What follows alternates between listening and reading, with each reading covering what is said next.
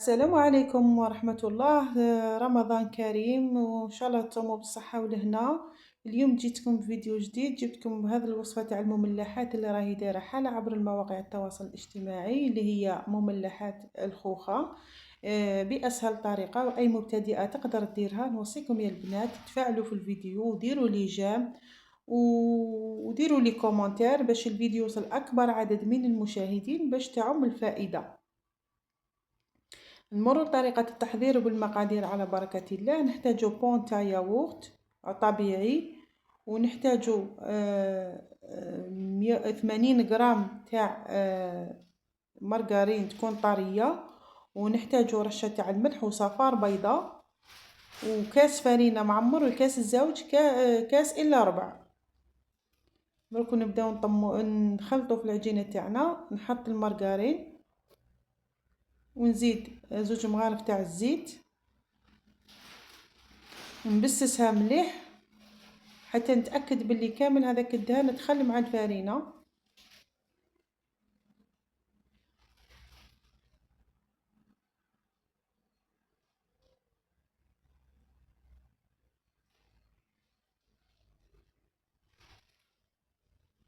نزيدو صفار البيضاء،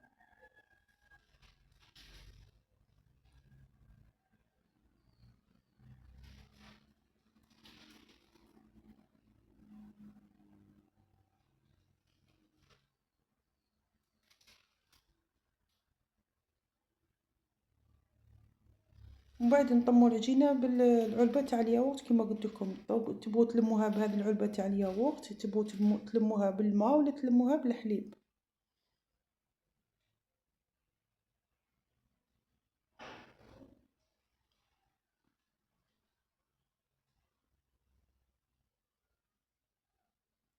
ما تخلوا العجينه يابسه، ما تخلوها طريه.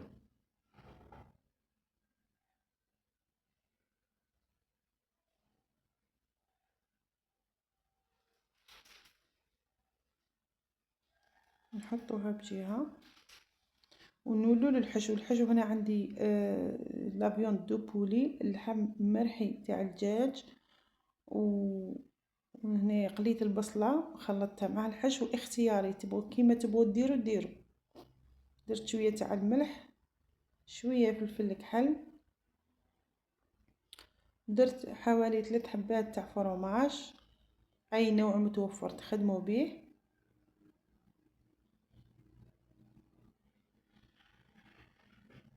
ونديروا الفرماج رابي ثاني باش يتعلق لنا هذاك الحشو تاعنا. ونولوا الطريقه تاع التحضير كيفاش نحلوا العجينه. هنايا شوفوا نرش لو بلون دو طرافاي بالفارينه.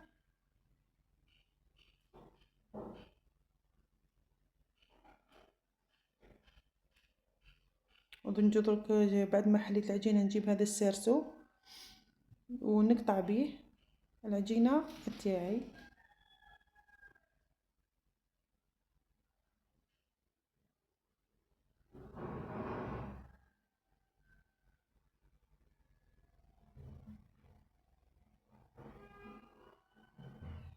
ونبدا ندور. في الاولى تولي تبان لكم على شكل كورني، بصح هي لا. شوفوا هنا يتغلقوا معنا من تحت.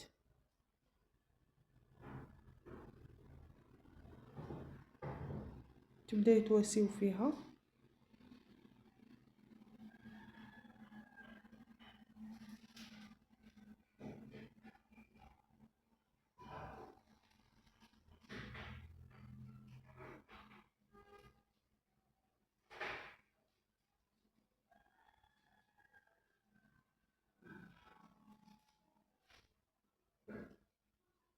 نغلق تاني، نزيد معكم الحبة الزوجة باش تفهموا الخدمة كيفاش راني نخدم.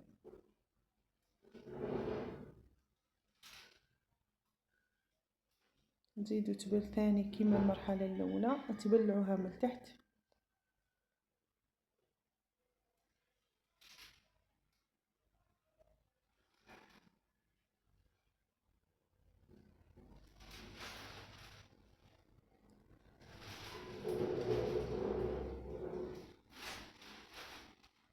شوفوا انا نديرو هاد العفسه هذه هكا تاع باش تولي تبان لكم كيما الخوخه.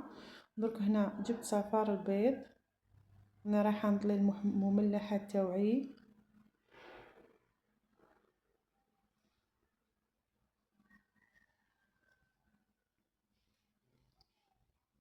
وندير شويه تاع السانوج هنايا في الاطراف هكا نزين به كتزيين بسيط، ودرته في الفور يطيب وهاوليك راه واجد. شوفوا النتيجه كيفاش خرجت ما شاء الله. درك ما نقولكم مع السلامه، دمتم في رعايه الله وحفظه، الى الملتقى ان شاء الله. ان شاء الله يا ربي نكون خفيفه على قلوبكم.